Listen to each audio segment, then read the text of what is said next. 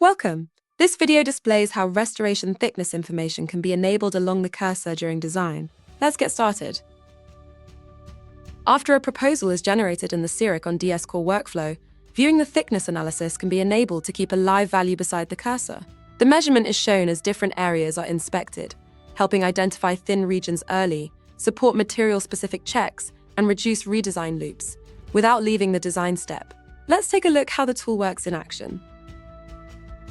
Start by activating the real-time thickness measurement in CIRIC on DS Core by clicking the Cursor Details button in the display menu. Move your cursor across the restoration surface like cusps, fissures, and margins. A live thickness value in millimeter will be displayed next to the cursor. The value updates dynamically for each position. Thickness measurement continues to be shown even if you modify the restoration by smoothing, adding, or removing volume. You can always deactivate the thickness measurement by clicking the Cursor Details button in the display menu.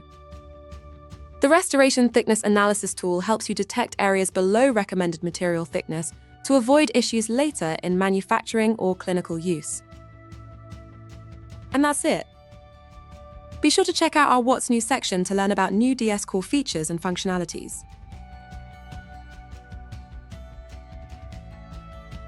Thank you for watching.